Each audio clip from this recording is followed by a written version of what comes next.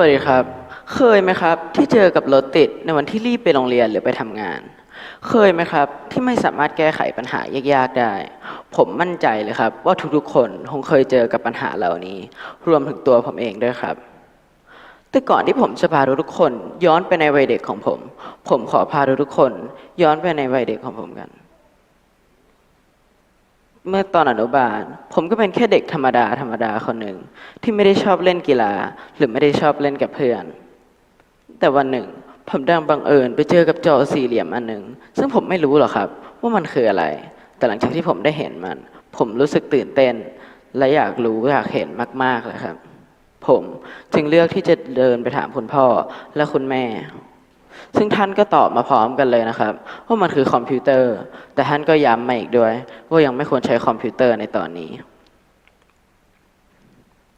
พอผมโตขึ้นมาหน่อยอยู่ชั้นประถมศึกษาปีที่สี่ ผมใช้คอมพิวเตอร์ครับแต่ผมไม่ได้ใช้คอมพิวเตอร์ทำงาน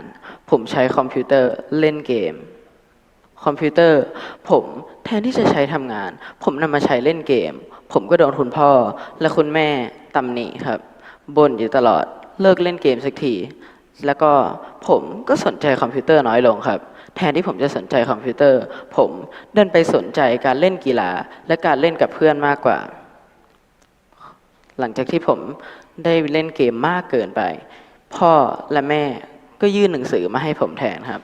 หนังสือเล่มนั้นมันเขียนว่าการเขียนโปรแกรมสำหรับมือใหม่หรือ Programming for Beginners หนังสือเล่มนั้นครับทำให้ผมนึกถึงวัยเด็กของผมขึ้นมาหนังสือเล่มนั้นทำให้ผมนึกถึงคอมพิวเตอร์เครื่องนั้นผมใช้เวลาไม่ถึงสัปดาห์ครับกับการอ่านหนังสือเล่มนั้นจนจบหลังจากที่ผมอ่านจบความสนใจของผมก็เพิ่มขึ้นไปอีกครับ ผมอ่านแล้วอ่านอีกจนผมได้รับเลือกเป็นตัวแทนในการไปแข่งขันการเขียนโปรแกรมรายการหนึ่งถึงแม้ผมจะไม่ได้รับรางวัลใดๆมาก็ตามในการแข่งการเขียนโปรแกรมครั้งนั้นแต่สิ่งที่ผมได้รับมามันสำคัญกว่านั้นครับผมได้รับแนวคิดการคิดเพื่อนใหม่ๆและไม่ว่ามากไปกว่านั้นผมก็ได้รับสิ่งที่เรียกว่าการคิดเชิงคำนวณ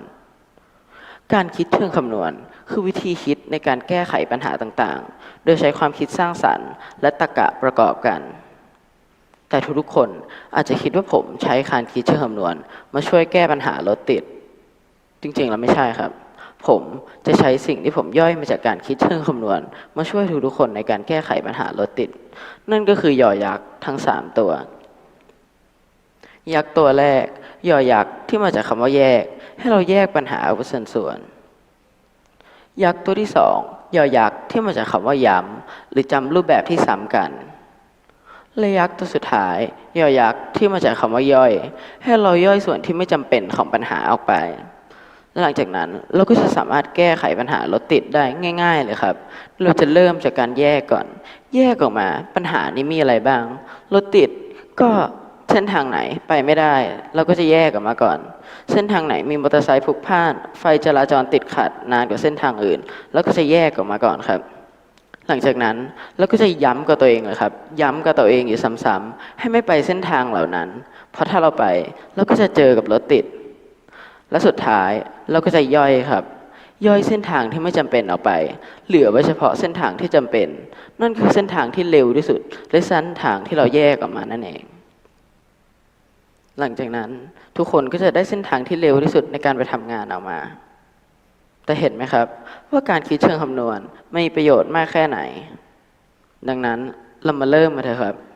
เริ่มใช้การคิดเชิงคำนวณในการแก้ไขปัญหาต่างๆช่วยให้ทุกคนปรับตัวในวันต่างๆปรับตัวกับสิ่งใหม่ๆเริ่มกันเถอะครับเริ่มใช้การแยกย้ำย่อยแยกปัญหาออกมาเป็นส่วนๆย้ำว่าควรจำซ้ำจำตรงไหนแยกส่วนที่ไม่จำเป็นนำออกไปแล้วนี่ไงการคิดเชิงคำนวณขอบคุณครับ